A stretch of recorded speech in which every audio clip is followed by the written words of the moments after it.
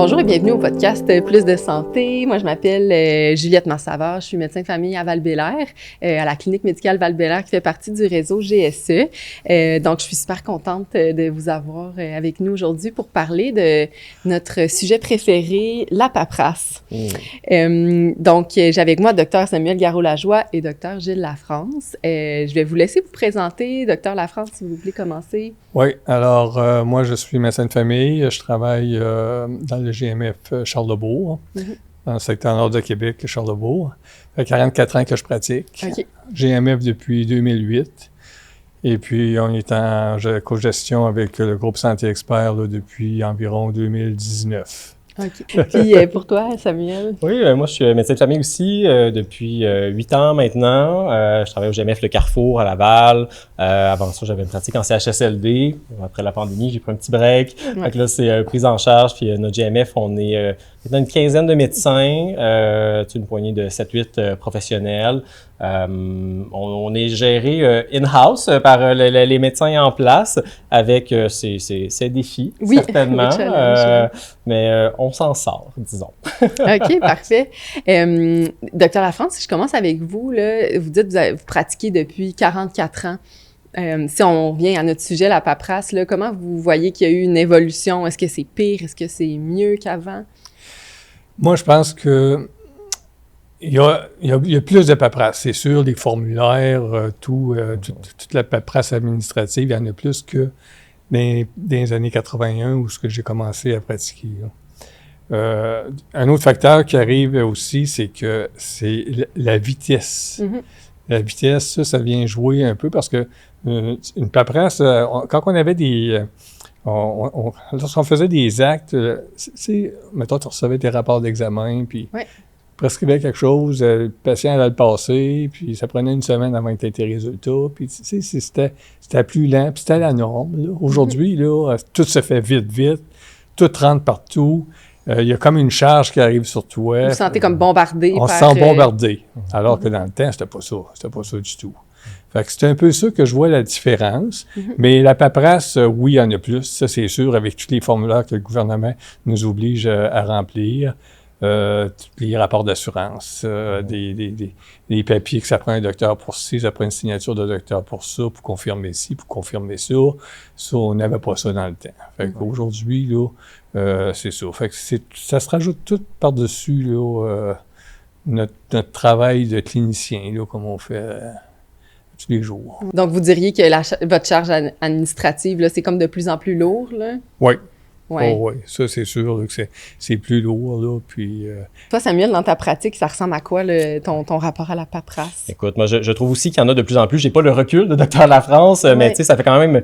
Il y a 10 ans, je commençais ma résidence, puis il y a 10 ans, on faisait la transition. Mes premières semaines, c'était papier, et on est passé au numérique. On est passé au dossier médical électronique. J'avais donc bien espoir que ça allait aider, cette histoire de paperasse-là, mais finalement, pas vraiment. Puis je pense que ça a peut-être même empiré. Je crois qu'on a juste échangé du papier contre des clics puis du clavier davantage parce que je vois pas d'amélioration, bien même il y en a plus que là, ma perception. Là.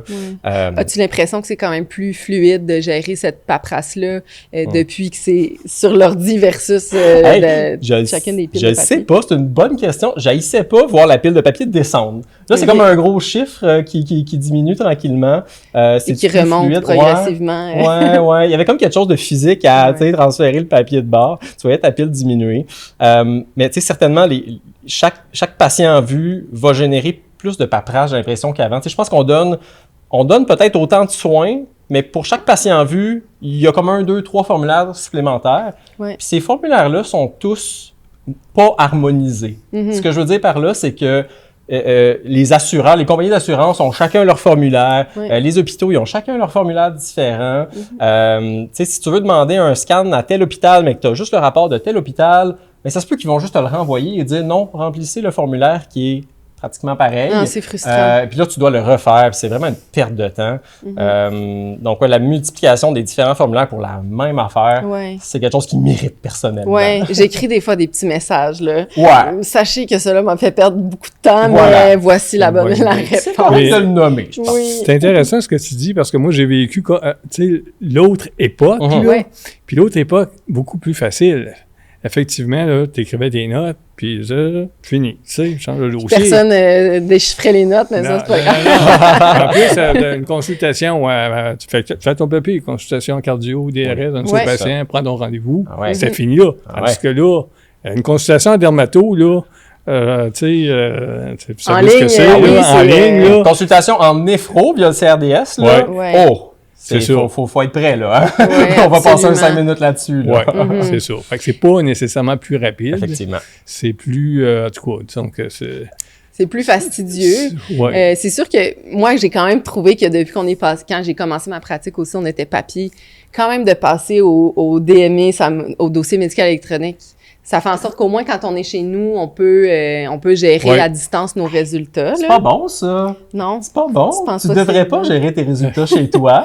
Ouais, C'est plate. Oui, mais tu sais, pour me sauver une heure de trafic, là, d'aller chez nous. OK, je comprends. Mais ça s'appelle le pajama time. Hein? Le pajama time, c'est le temps que les médecins passent à finir leurs notes, finir leurs tâches, finir tout ce qu'ils n'ont pas eu le temps de faire dans leur journée chez eux en pyjama sur leur laptop.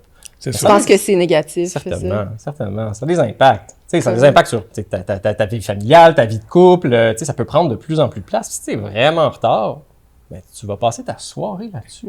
C'est Toi, même pas comment- calculé ouais. comme, excuse-moi, c'est même pas calculé comme des heures. Ah, certain Mais non, que non. absolument. des Que non. heures de travail par Que semaine, non. ça, là. Vous pensez que ça prend combien d'heures, mettons? Tu sais, les deux, vous pouvez répondre dans vos semaines, gérer la paperasse, les résultats, toutes ces affaires. Écoute, c'est difficile parce que, dans le fond, tu regardes, t'en fais à peu près un 10 minutes là, un 15 minutes là, une demi-heure là, une heure, je sais pas. Dépendant de la façon de gérer de chacun. là, Exactement, oui. c'est ça. Tu sais, une dizaine d'heures, 15 heures, facile. là. Certain. Si tu raboutes tout ça, là. Oui. Puis c'est là que les études se trouvent à peu près, là, mais pratique en première ligne, médecine familiale, un 10-15 heures d'administratif. Ouais. Ça ressemble à ça, puis c'est 10-15 heures qu'on passe pas à soigner des gens, là, à C'est donner ça. des soins. Tu sais, oui, il y en a un minimum qui est nécessaire. On peut pas toucher un papier, un crayon ou un clavier, mais 10-15 heures, c'est Ça serait une le portion fun. significative. Oui, ça serait le fun, certainement. Mais c'est ça. Ça fait beaucoup d'heures qu'on enlève, finalement, des soins aux patients à juste remplir la paperasse. Ouais. C'est quelque chose, c'est une journée de travail en réalité, là. Ben qui, oui. qui est toute, Ouais. c'est toute rebouté, là. Même un peu mais, plus. au bout de la Ouais, ligne, c'est c'est une ça, journée de travail. là.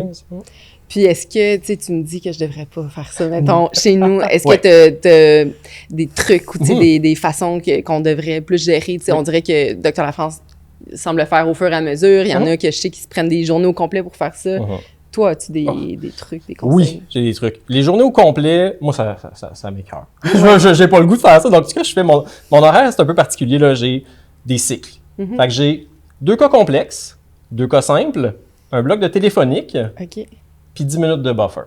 OK. Donc, en faisant ça, mes patients complexes, j'ai le temps de les voir. Si ça déborde un peu, les patients simples qu'on pense. Les téléphones, c'est pas si grave si j'ai un petit peu de retard. Ouais. Et j'ai le 10 minutes qui peut servir à finir les notes, soumettre la facturation, remplir un formulaire ou deux. Et même mes rendez-vous téléphoniques, ça arrive que je donne des rendez-vous téléphoniques pour remplir le formulaire principalement. Tu sais, on fait une petite discussion quand même, on voit où le patient en est.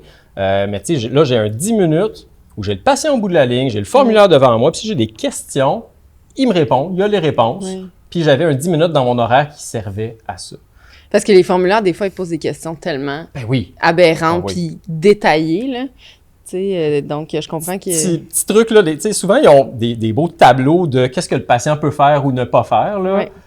Oui. Je prends mon stylo, Ouais. là, et je le barre. Ouais. Je dis, si c'est pertinent pour vous, référez le patient en ergothérapie. Alors, Ouais. ce n'est pas mon travail de dire, es-tu capable de, je sais pas, lever son membre supérieur 22 fois à un Combien angle de de temps 42 il reste degrés. assis? Ouais. C'est ça. Mais non. Fait que ça, c'est pas médical. C'est la tâche de quelqu'un d'autre. Puis j'invite tous les collègues à se rebeller contre Oui. ça.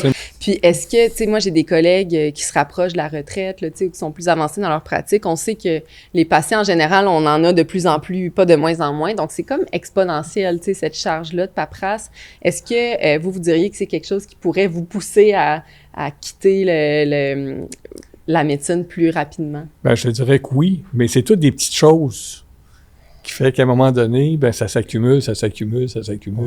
On s'adapte, les docteurs, on s'adapte facilement, tu sais, mais on s'adapte. Mais tu sais, les formulaires, à un moment donné, tu viens que tu les connais. Tu sais un peu le genre de questions. Quand ton patient est là, tu sais un peu le genre de questions que Que tu vas te faire demander. tu vas te là. faire demander. Là. Ouais. Fait que, Imaginez si on avait la chance que au travers de la province, là, les formulaires tant d'assurance invalidité que de demande de labo, de demande de scan soient harmonisés. Uniforme. Ouais. Tu sais, là, vous dites, je connais le formulaire, ça va vite. Ouais. Ben oui, c'est ça. C'est très simple. C'est Que ça. tout le monde adopte le même formulaire, on va la donner l'information dont ils ont besoin. Ouais. Mais pas avec le crochet là, la boîte à cocher là, les Oui. allergies là, la clairance de la créate là. C'est tellement de base, mais c'est tellement vrai que C'est ça. Tu peux pas faire ton formulaire par une secrétaire. T'as pas le droit. Mais non, peut-être par une T'sais, infirmière. peut-être tu pourrais le si faire t'as la faire, puis tu chance, signes dans- en bas.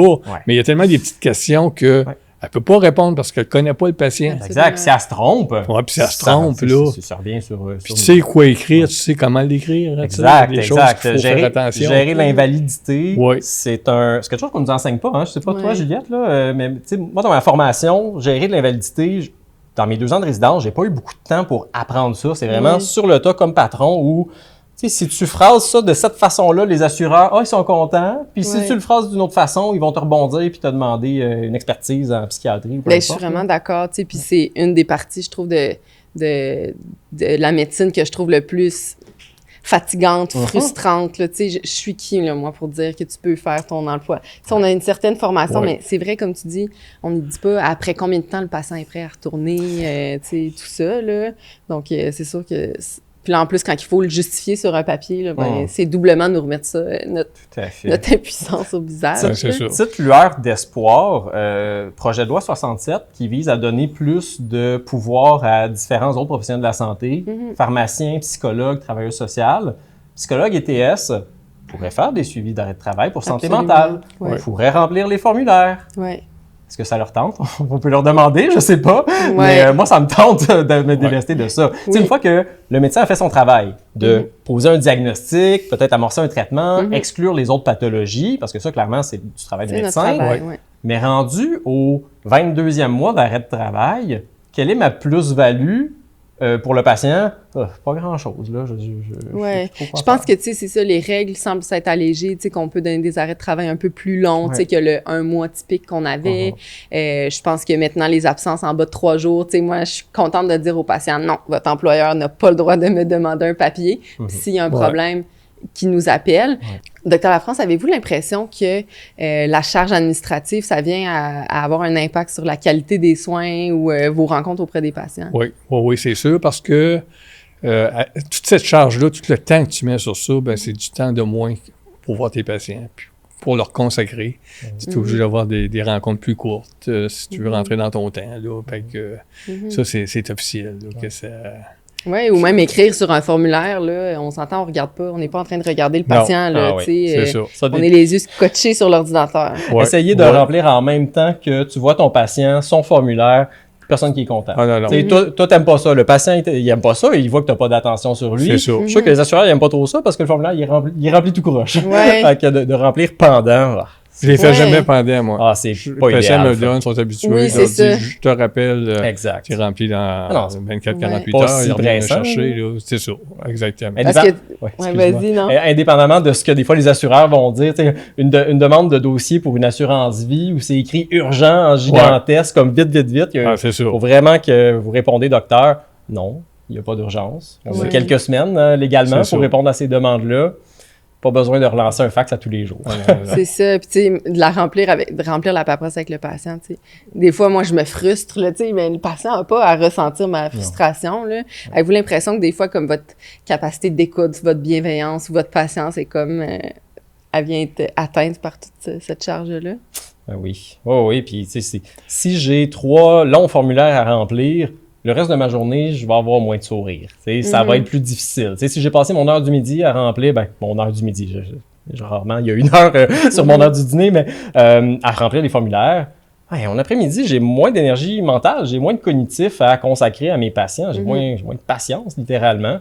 Fait que oui, ça peut amener, je pense, une moins bonne relation, puis des soins moindres en quantité, comme vous disiez, mais aussi en qualité, malheureusement, parce que c'est l'énergie mal placée.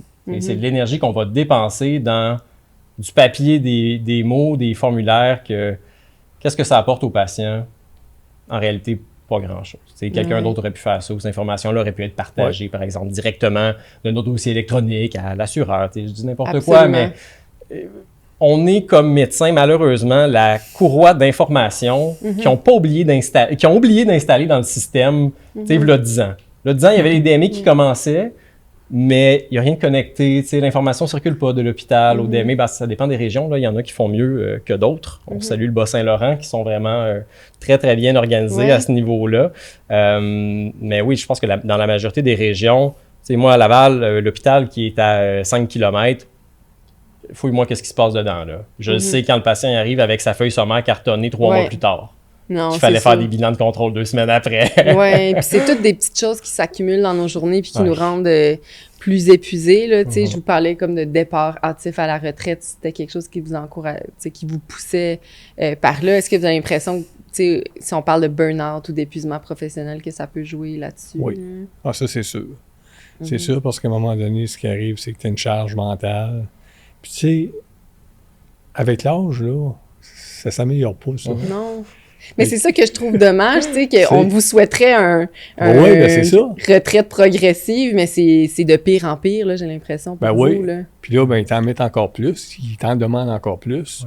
Fait qu'à un moment donné, tu sais, tu soignes des patients qui ont cette problématique-là, tu les mets en arrêt de travail, tu leur dis de ne pas ramener le travail à la maison, tu sais, c'est pas serein, tu sais. Oui. Nous autres, on est les premiers à faire ça. Oui, on est les pros de c'est ça, on est les pros de ça. Fait que, mais effectivement, c'est que, pour répondre à ta question, là, quand tu parles du burn-out puis l'épuisement professionnel, ça favorise. C'est tous des facteurs favorisants pour ça. Il faut être capable de se prémunir, il faut être capable de voir les petits signes annonciateurs, là, puis... Puis est-ce que vous pensez qu'on en a des solutions, tu sais, parce que là, on parle, tu sais, à quel point c'est lourd, c'est frustrant. Est-ce qu'il y a un peu d'espoir ou des solutions, tu sais, qu'on pourrait avoir peut-être pour...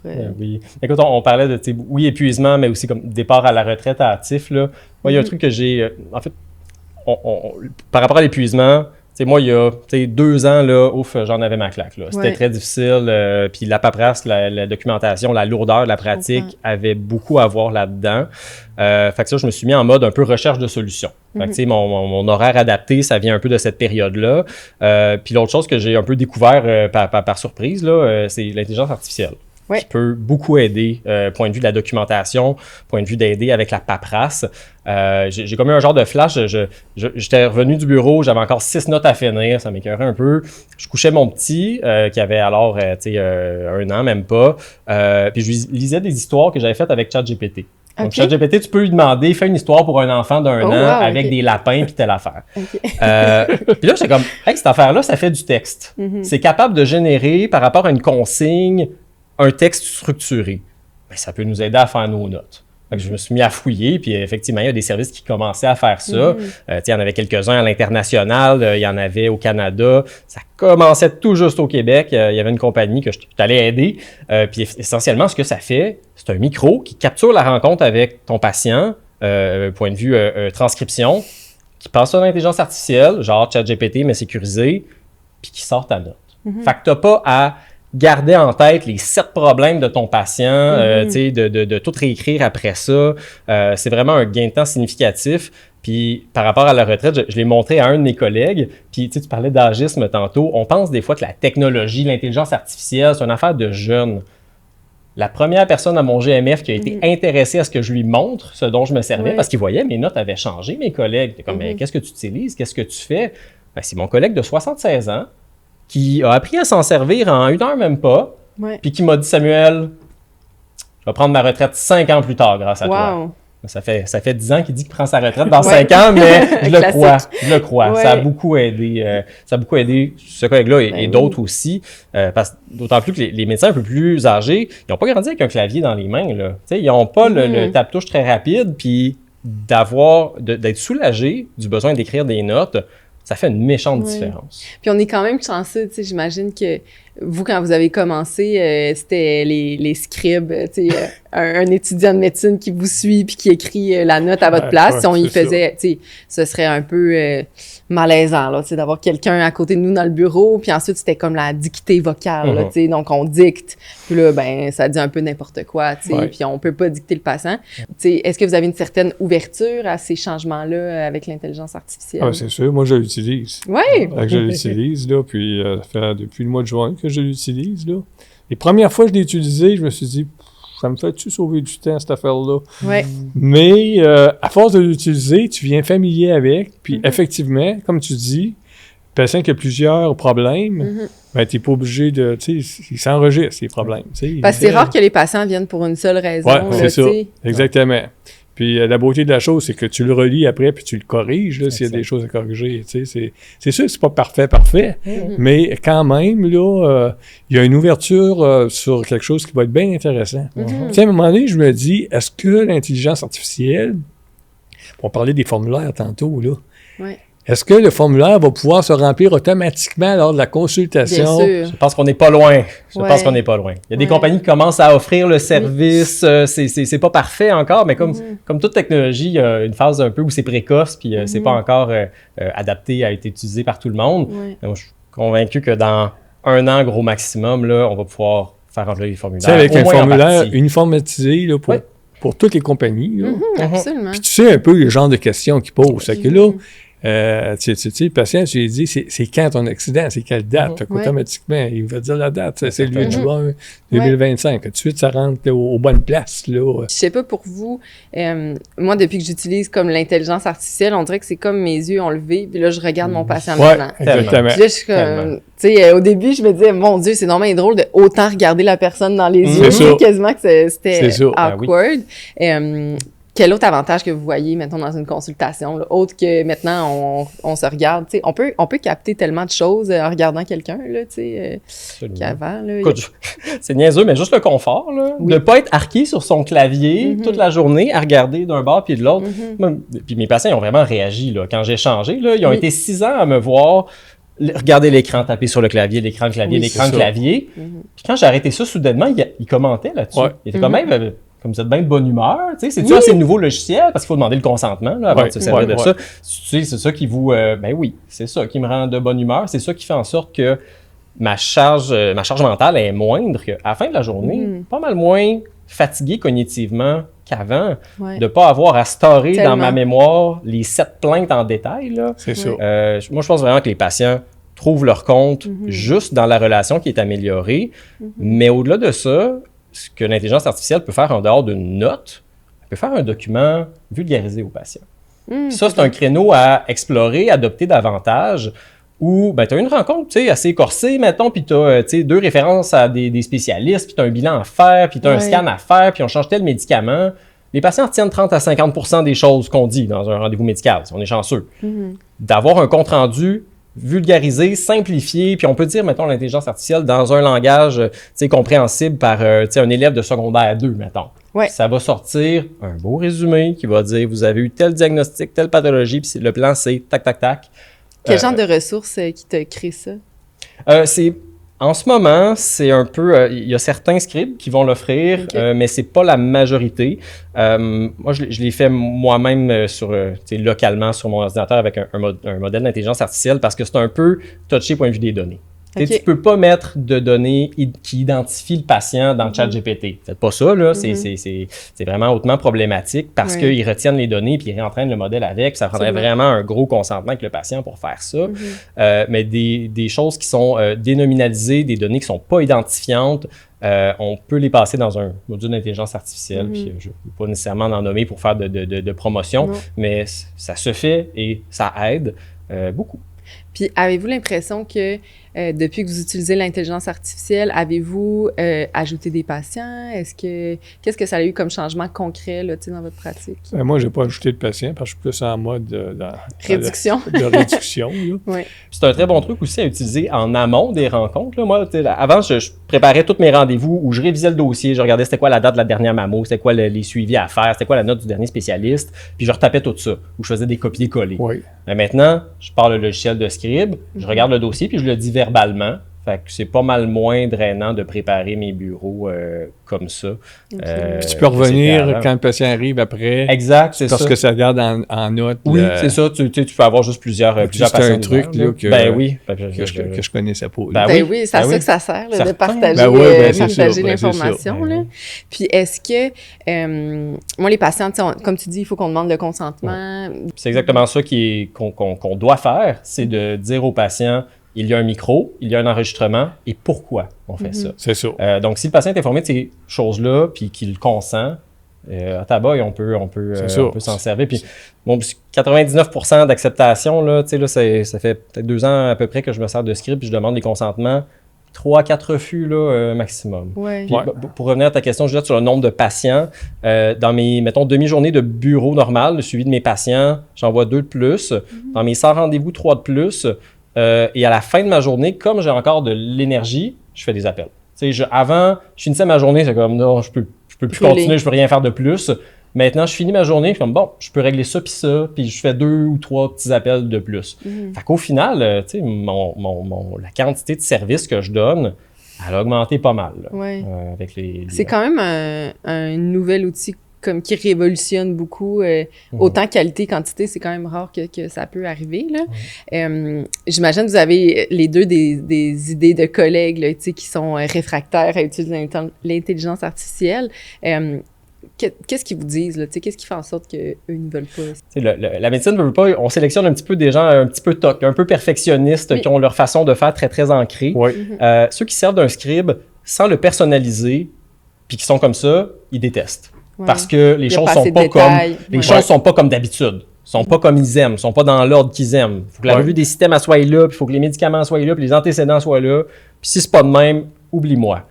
Mais ça, ce qu'il faut faire, il faut juste prendre un peu de temps. La plupart des logiciels de script permettent de personnaliser, permettent de se faire des gabarits, de dire « moi, ma note, aide même », puis quand je suis au sans rendez-vous, aide même, puis de prendre peut-être cette heure-là à personnaliser l'outil va faire en sorte que cette gang-là qui sont réfractaires parce que c'est pas dans leur structure, ils vont plus embarquer. Puis ils vont en bénéficier beaucoup parce que c'est généralement des gens qui passent beaucoup de temps sur leurs notes. Ben oui, absolument. On essaie de parer à toute éventualité. Là, comme je disais, on a une médecine plus défensive. Puis c'est vrai que peut-être que c'est moins intégré dans les scribes. En dehors de l'intelligence artificielle, avez-vous développé d'autres trucs ou pensez-vous à d'autres personnes, d'autres acteurs qui pourraient nous aider dans cette gestion de paperasse, résultats, documents et tout ça? Vas-y. Écoute, moi, ce que je peux déléguer, je le délègue. J'adore mes infirmières GMF, là, je les aime d'amour. Oui. Je suis tellement content quand je peux leur envoyer mes cas d'hypertension, de diabète, puis qu'ils remplissent les demandes de médicaments à l'exception pour le diabète. Alléluia! Je les adore et je les remercie 100 fois. Oui. Continuons dans cette voie-là. Moi, ma perception des choses, pour être plus efficace, plus efficient, regardons un peu, aux États-Unis, ils font pas tout correct, là. Aux États-Unis, les grosses Kaiser Permanente puis les gros réseaux de cliniques, qu'est-ce qu'ils font? C'est un médecin et une infirmière. C'est un binôme. Le médecin, il a son infirmière attitrée à lui, qui clenche la paperasse, qui rappelle les patients, qui fait des suivis, qui rassure les patients, qui fait de l'enseignement. Bon, là, il faut trouver ces gens-là. Je sais qu'au Québec, on n'en a pas des tonnes, mais d'avoir un coup de main d'autres professionnels, qu'ils soient infirmières, TS, kinésio, physio, on peut avoir plein d'aides dans le cadre GMF. Là. Donc, d'avoir des amis autour de nous, clairement, c'est quelque chose qui est aidant. Bien, nous autres, avec nos infirmières, pas nos infirmières, mais nos secrétaires sentinelles, on les a formés, on lui donne des petites formations. Lorsque le patient appelle, pour qu'il soit capable de cerner le problème puis de le référer à la bonne place.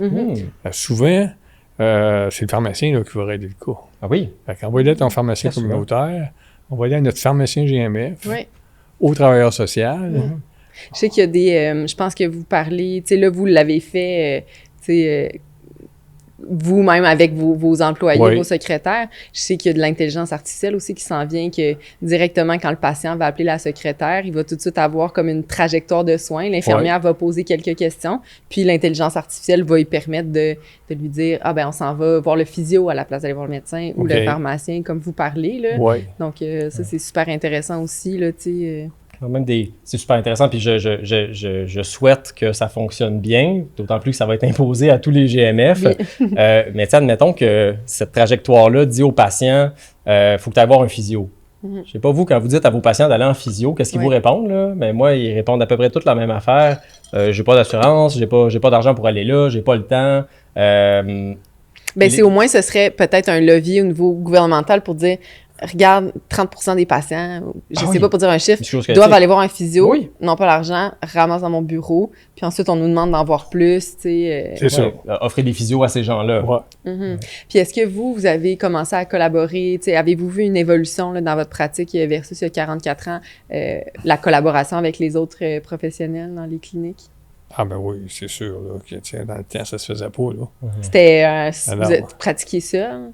Oui, on pratiquait en groupe, là. On était quand même 3-4 médecins, mais tu sais, il n'y avait pas d'infirmière, il n'y avait pas rien, là, tu sais. Là, il a fallu apprendre. En 2008, quand on a commencé à être GMF, puis on commençait à avoir une couple d'infirmières, puis là, on se disait, qu'est-ce qu'on va lui faire faire? Oui, c'est fou, là, quand même. Oui, tu sais, puis là, puis là, ben, écoute, à un moment donné, ben, t'es formes pour l'hypertension, puis t'es formes pour le diabète. Puis à un moment donné, là, on a déjà été dans une conférence avec des médecins là, qui n'étaient pas GMF. Puis là, nous autres, on leur disait notre expérience avec les infirmières, puis l'insuline, puis tu sais, ils font le suivi. Puis il y a des médecins qui disaient, hey, là, ça n'a pas un mot du bon sens, là. Vous allez perdre votre expertise. Oui, c'est ça. On a beaucoup de peur, peut-être, de perdre notre... de pouvoir. Oui, oui. Fait que, on était là, à ce moment-là. Là. Aujourd'hui, tu peux plus t'en passer. Mais je pense qu'il faut être humble là-dedans. Ben pour voir que l'infirmière, c'est pas... je veux dire, elle a son expertise à elle. C'est ça.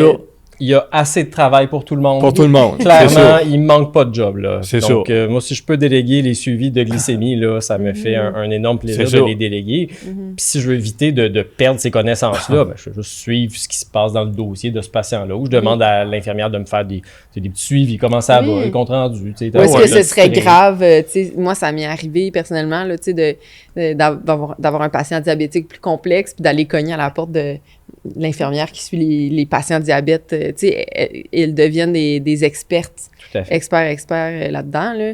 Je pense que dans un monde idéal, nous, on aimerait juste rentrer dans un bureau, faire des diagnostics. Là, on est des experts du diagnostic. Puis... C'est ça. On dira ce qu'on voudra, le cadre GMF, les obligations qui viennent avec le cadre GMF, c'est un peu tannant. Oui. Sauf que la structure qu'on a au Québec de travail interprofessionnel sous un même toit, on fait des jaloux, là. On le réalise pas, là. Mais tu sais, dans les autres systèmes publics, il y a rarement ça à ce niveau-là. On est des pionniers, puis on s'en rend comme moyen compte, parce que c'est rendu un petit peu la norme pour nous. Mais on a vraiment un bel exemple d'interprofessionnalisme. Puis moi, ma crainte face à ça, le programme GMF, à chaque année, il devient plus exigeant, plus coercitif, plus d'heures d'ouverture, plus de voir des patients en temps de temps. J'ai peur que les médecins débarquent. Ça serait vraiment une perte. Ça serait vraiment une perte pour ce beau travail en collaboration qu'on a instauré au Québec depuis plus qu'une dizaine d'années.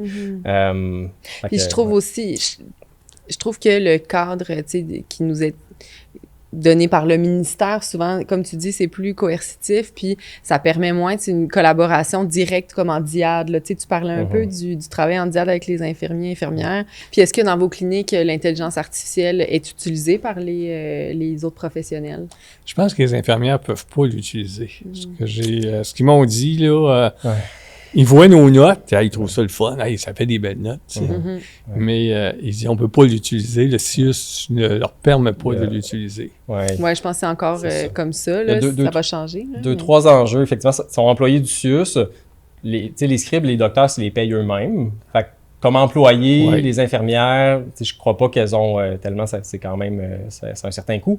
Puis, je crois que le ministère de la cybersécurité a mis un genre de moratoire sur l'utilisation d'outils d'intelligence artificielle générative qui inclut malheureusement les infirmières des CIS et des CIUS. Mais ça les aiderait certainement. Qui ça aiderait beaucoup aussi? Nos travailleurs sociaux qui font des notes de 4 pages mais ultra détaillées. J'ai une amie qui est travailleuse sociale, pas en GMF, mais en CLSC, qui me disait qu'elle était en retard de 2 semaines dans ses notes. Ben oui. c'est inconcevable. J'ai fait essayer le logiciel de script, puis il était comme, wow, j'ai besoin de ça dans ma vie. Mais là, on est encore à l'étape de, on essaye, petit projet pilote ici et là. La bureaucration, pour eux, c'est une réalité aussi. Ouais. Là, oui, certainement. En plus, la paperasse, je pense que les futurs médecins en médecine de famille, on a l'impression souvent qu'on doit tout connaître puis qu'on doit avoir l'information au bout des doigts. Est-ce que vous avez des outils, vous, qui vous permettent d'avoir accès à ces informations-là un peu plus facilement? Ben oui, écoute, puis effectivement, la quantité d'informations à absorber comme médecin de famille, elle est immense et elle est croissante. Hein? Elle n'arrête pas d'augmenter et d'évoluer. Et de changer, oui. Et de changer, tout à fait. Puis se tenir à jour, surtout, quand même une bonne tâche. Quelque chose qui aide beaucoup, qui implique aussi de l'intelligence artificielle, c'est des logiciels auxquels on peut poser des questions cliniques. Donc, c'est un peu une interface à la ChatGPT où tu as une boîte de chat et tu indiques c'est quoi, par exemple, les derniers guidelines sur l'ostéoporose pour traiter une femme de 65 ans qui a une fracture de telle et telle affaire. Puis à ce moment-là, l'intelligence artificielle va aller chercher les guidelines et te produire une réponse en format textuel. Donc, ça enlève déjà une part de « Hey, faut que je sache tout ». Ben non, tu peux quand même avoir un coup de main. Puis ça te référence aux lignes directrices. Donc, c'est pas juste ChatGPT qui te dit de faire ça avec ton patient. Non. Ça, on ne suit pas ça. Mais tu poses une question clinique. Puis ça, il y en a un qui est en développement au Québec sur des données québécoises. Fait que ça, moi, j'ai très hâte de voir ça. Là. Il y a des solutions américaines qui le font actuellement. Mais on va avoir au moins une solution locale qui va permettre de faire ça. Donc, clairement, pour des premières semaines puis des premiers mois de bureau où tu es un peu est-ce que je sais tout? Ben non, on sait pas tout. Personne ne sait tout. Puis bon, on a des solutions pour ça. Avant, c'était les livres, puis c'était up to date. C'est ça que j'allais dire. Ouais, Docteur Lafrance, il fallait avoir une bibliothèque bien remplie. C'est ça. C'est sûr que moi, là, ça, je trouve ça intéressant, mais je connais pas ça. On va vous le montrer. On va s'en parler après. Oui, c'est ça. Puis l'affaire, c'est que je me dis, qu'est-ce qui est dit là-dedans? C'est-tu validé? C'est-tu... c'est ça. Il y a les références. Donc, ça indique la réponse à la question qu'on a posée avec un petit 1, un petit 2, comme dans les études cliniques. Ouais. Clique sur le petit 1, le petit 2, ça nous amène au guideline avec un extrait ou un lien cliquable. Okay. C'est quand même des références qui ont été publiées dans des journaux scientifiques. Exact. Là, c'est pas c'est ça. n'importe quoi. Là, tout à fait. Il faut bien choisir l'outil de base là, dont on se sert. Mais oui, ça donne des réponses qui sont plutôt validées. Okay. Puis qui nous permettent de penser à des diagnostics qu'on connaît peut-être pas ou auxquels on n'aurait pas pensé. Et d'avoir la réponse en instantané. Parce que moi, un truc que j'ai trouvé difficile de l'évolution de la résidence à être patron, c'est que quand j'étais résident, je faisais mon entrevue avec le patient, puis je m'en allais, puis j'écrivais ma note, puis je pensais un petit peu. J'avais du temps pour penser, réfléchir, chercher des réponses. J'allais réviser, puis je retournais voir le patient. Ouais. Quand t'es patron, t'as plus ça. T'as le patient dans ta face. Fait que si tu fais des recherches pendant 15 minutes, ça peut être longtemps ça va pour faire lui. Beaucoup de rappels en fin de journée. Exactement. Fait qu'au lieu de repousser une revue de littérature à plus tard, ben là, j'ai une question au chevet, point of care. Je l'écris, j'ai ma réponse, puis ça brise moins le ça nous rafraîchit sur ce sujet-là, tu sais, en direct. Facilement, exact. En quoi vous avez l'impression que l'appui de GSE peut alléger votre fardeau administratif? Ben, écoute, moi, j'ai vécu les deux régimes, comme on peut dire. C'est sûr que la gestion administrative, c'est de plus en plus lourd. Puis, ce que j'ai pas à faire, ben, je vois des patients. GSE, ils ont l'expertise, ils gèrent plusieurs cliniques, ils ont un réseau professionnel en arrière d'eux autres, des avocats, tu as besoin d'un renseignement, tu cours pas après, tu es capable d'avoir une réponse rapide. Et puis, la gestion, regarde, moi je suis le chef GMF, fait que, tu sais, ça en fait des petits papiers à signer à un moment donné. Oui, absolument. Fait que, tu sais, moi j'ai confiance au personnel avec qui je travaille, fait que, regarde, les autres, ils savent, faut que tu signes là, puis en tout cas, tu savez comment ça marche, là. Ouais. Fait que, tout de suite, en partant, là, je vois la différence, là, elle est là.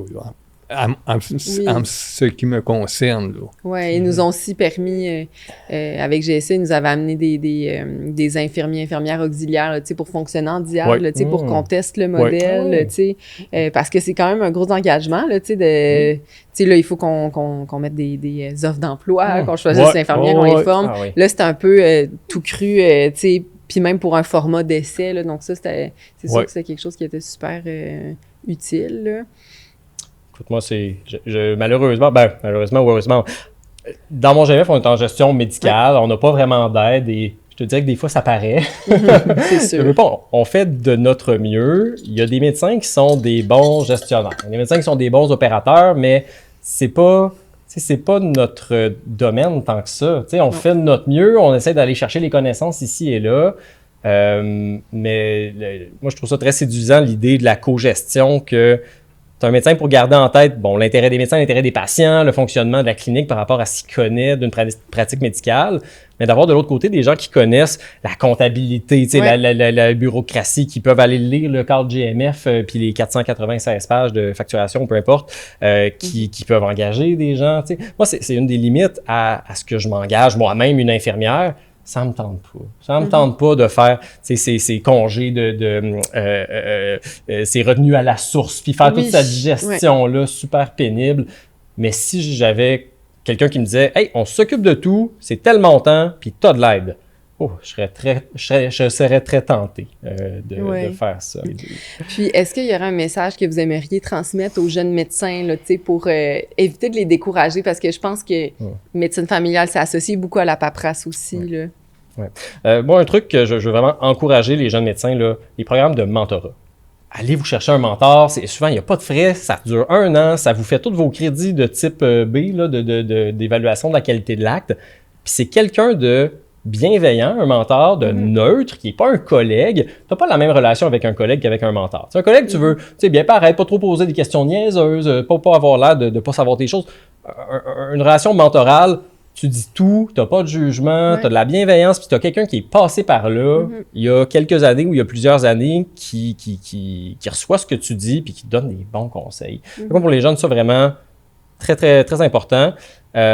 Puis de ne pas se laisser non plus... tenons-nous, soyons bienveillants les uns envers les autres. Trouvez-vous des collègues, puis supportez-vous. On a parlé de signes d'épuisement, là. Détectons-les chez nos collègues, puis si ça va pas, assoyons-nous avec eux. Faisons pas « j'ai pas le temps, j'ai trop de choses à faire ». Prenons soin les uns des autres. Je pense qu'il y a un changement de culture un peu médicale à faire où le médecin tout-puissant qui peut travailler 70 heures par semaine pendant 40 ans sans jamais se tromper, ça n'existe pas. On n'en connaît pas, on fait tous des erreurs, on a tous des moments fatigués, des moments plus difficiles. Entraidons-nous. Oui, un médecin heureux, je pense que c'est un meilleur médecin, là, certain. 100%. Puis vous, Dr Lafrance, si je répète ma question, là, si vous avez un message que vous souhaitez transmettre aux jeunes médecins de la prochaine génération. Écoute, la médecine familiale, là, moi, je trouve que c'est super, là. Moi, j'adore encore ce que je fais. C'est sûr que tu as des irritants, mais on est capable, là, quand même, là, de travailler pour essayer de diminuer ces irritants-là. Pour un jeune médecin, c'est d'aller dans un groupe aussi là, un groupe bienveillant. Quand vous visitez des cliniques, là, je pense que c'est de voir le monde qui travaille là, le climat qu'il y a. Absolument. Puis le programme de mentorat, là, c'est bon. Puis l'affaire, c'est que le monde, quand ils le font, ils sont pas obligés de le faire. Hein? Tu y vas parce que tu veux le faire puis parce que tu aimes ça. Oui. Mais par contre, pas par contre, mais dans une clinique comme nous autres, on a des médecins un petit peu plus âgés, mais indirectement, on en fait du mentorat. C'est sûr. Puis on comprend les jeunes, on comprend qu'est-ce qu'ils vivent, on a passé par là, puis on comprend leur inquiétude, puis quand tu vois dans la clinique que tu as du monde qui sont quand même là, sont là pour vous aider, ça, là, c'est beaucoup, là. Oui, ou des initiatives comme le podcast aujourd'hui, ou, que la personne n'est pas... il y en a qui sont plus timides, là, qui en veulent peut-être pas de mentor, mais que d'avoir accès à l'information, d'entendre une couple de médecins avec des backgrounds différents, partager leurs trucs, puis comment ils vivent ça, je pense que c'est super important aussi, là, pour rendre ça plus accessible. Puis du mentorat informel, c'est parfait aussi, là. Puis même, c'est... Dans un sens, c'est mieux parce que c'est toujours là. Ces collègues-là vont toujours être là, ça ne dure pas 1 an puis c'est fini. Ça peut être une relation mentorale informelle d'une décennie, ça, c'est magnifique. On serait rendu à un segment de questions sous pression, fait que c'est des questions de type vrai ou faux. Je vais chacun vous bombarder de questions, puis vous y allez à brûle-pourpoint comme ça. Donc, docteur Lafrance, la bureaucratie, c'est le pire ennemi de la médecine familiale. Vrai. L'intelligence artificielle peut rendre la médecine plus humaine. Oui, vrai. La médecine, c'est devenu plus de formulaires que de patients.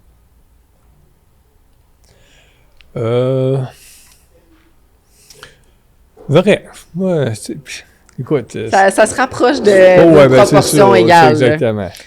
Les jeunes médecins sont moins tolérants à la paperasse que les générations précédentes. Faux. Les générations précédentes sont moins ouvertes aux outils technologiques. Faux. Formulaire papier interminable ou interface numérique qui bug à chaque clic. Si on a le choix à faire. Ah, difficile. Je vais prendre l'interface numérique, mais je vais donner beaucoup de rétroaction à ceux qui le font. OK, parfait. Administrer ou soigner? Soigner.